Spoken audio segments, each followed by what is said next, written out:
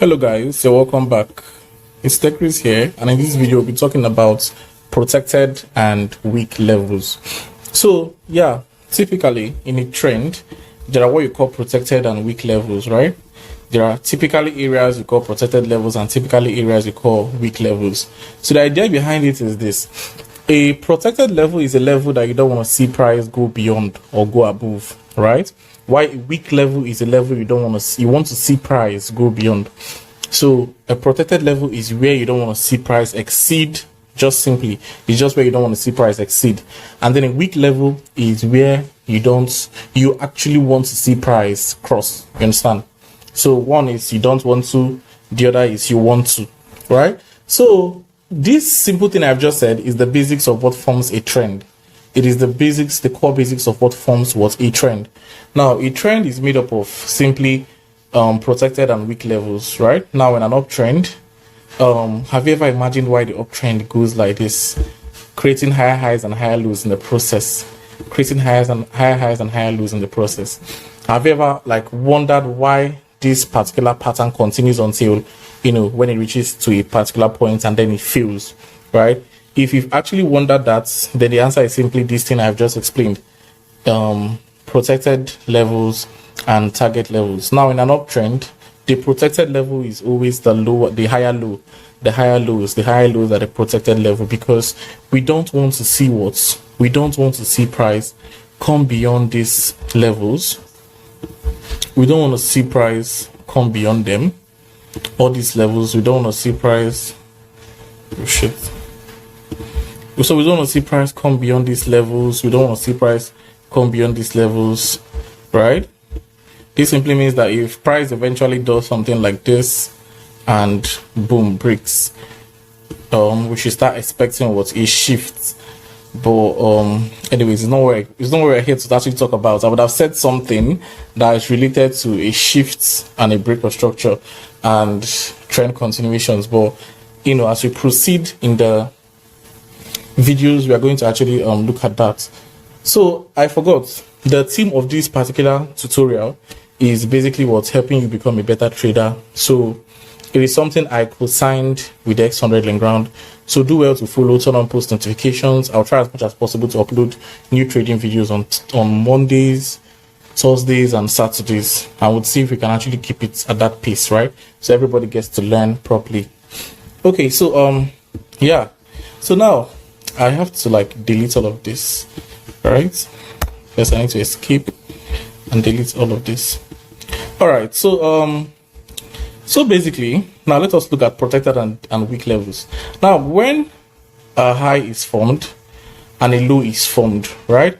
Typically, if this low sponsors the break of this high, if this low sponsors the break of this high, automatically that low is now what? A protected low, right? Why? Because this low sponsored the break of a high, a previous high, right? So this low is now becomes what? A protected level. Is a level we don't want to see price go beyond, right? Now, what is a target level? A target level is a level that fails to break a succeeding level. This is what I mean. A target level is now basically, if this level now, if price comes from here and drops to this particular place, and price picks orders from the other block, and then boom, if price fails to break this area, and start reversing to the upside, automatically this high now becomes our new target level. And this is why you see a lot of traders place their take profits at the high. I hope you've gotten the reason now. That is why, right? Now we expect price to do what? To climb, take out this place, form a new high, and then come down. Now, what has happened? Because this low has sponsored the break of this high, this particular low now becomes a protected level. And what will happen? We don't expect price to go beyond it. Now, price comes, taps, and boom, breaks this level. Remember, this level now is still the target level, right? It's still the target level because it has failed to break this level. So it still remains the target level, right? And that is just what forms the basis of an uptrend. The same thing with the downtrend too, so you can flip the chart and watch it. So this is what forms the basis of an uptrend. Now, a shift or a change of character will happen when price does what? When price what? Breaks a protected level.